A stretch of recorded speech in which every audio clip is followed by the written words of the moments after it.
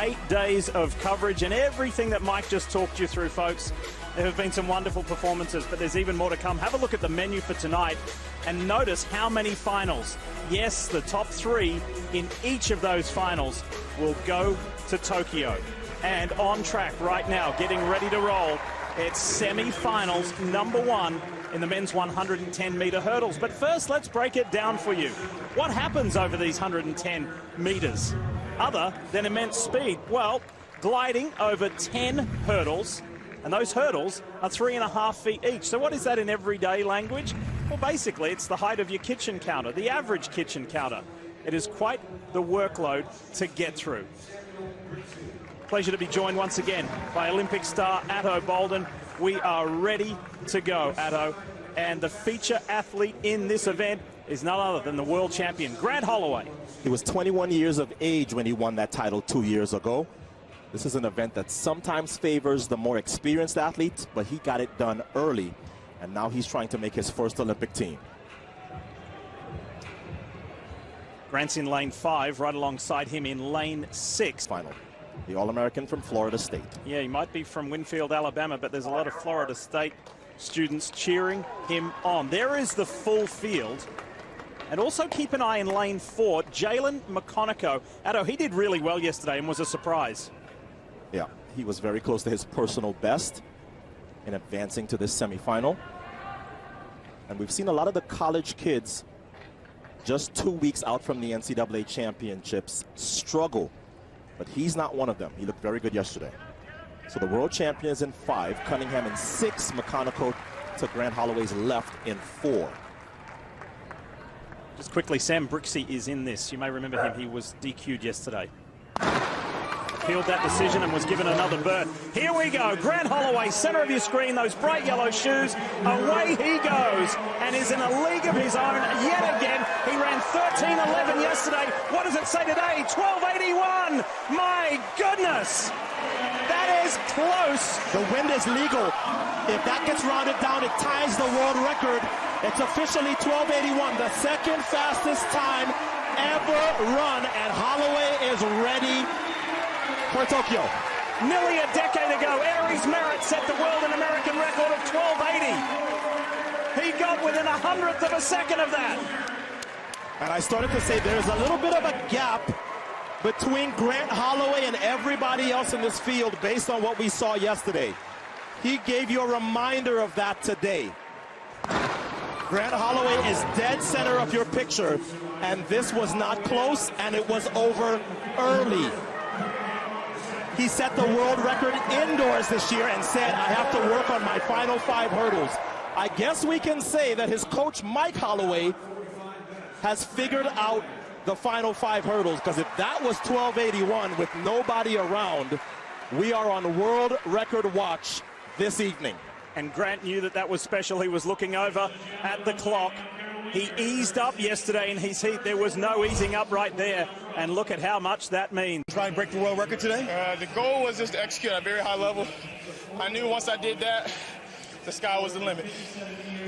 And that close, what has to change in the final for you to not to just make your first team, Nothing. but maybe crack that 12:80 mark? Nothing. The goal continues to stay the same. Just execute at a very high level, calm down Okay. a lot, Right. and get ready to go again. All right, we'll see you in the final.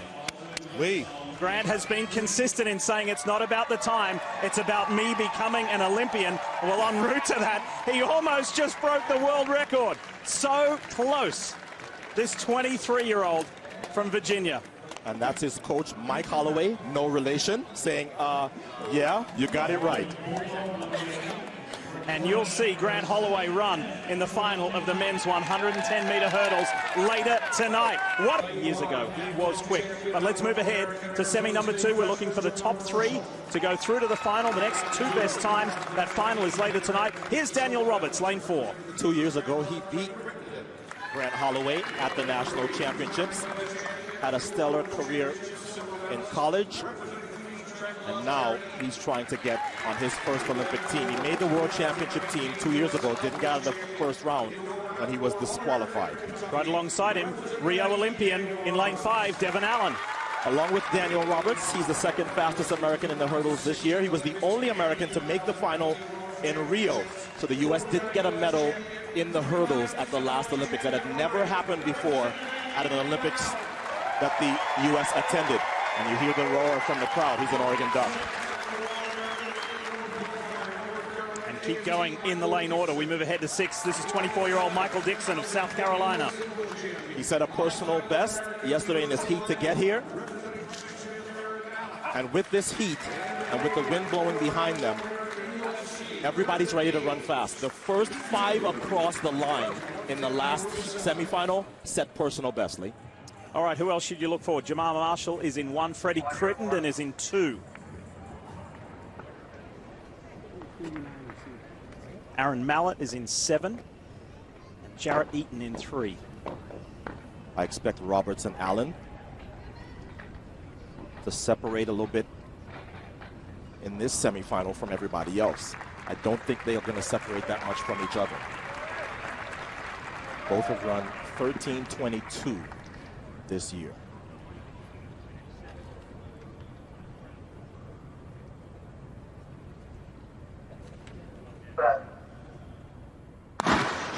Top 3 go through to the final.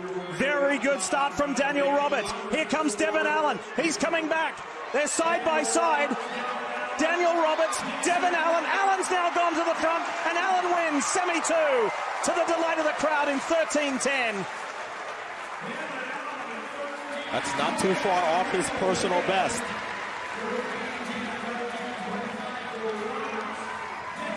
It's confirmed now at 13:10. He set his personal best here at the Olympic trials 5 years ago, 13:03. So that's somebody who is rounding into form just in the right time of the season by what they saw in the semifinal. But they can't be too concerned about that. You have to focus on what you can do. And Devin Allen and Daniel Roberts did put a little bit of space between themselves and everybody else in this semifinal, as I expected. But Devin Allen was a little bit better over the last 2 hurdles. As we get a look at that here, that's 9 and 10. You see Roberts, that's 8, 9, and 10. You see Roberts hit hurdle 9. He was hitting a lot of hurdles, but hitting them the right way. Oh, not that one. That was a lead leg hit. Well, so too, plenty of hurdles hit by Michael Dixon, but Dixon did enough to get that auto qualify through to tonight's final. So Devin Allen in 13:10 over Daniel Roberts. Michael Dixon, he was pushed all the way by Jarrett Eaton and Aaron Mallett. It was super tight, but Dixon gets that auto qualify. And as we show you,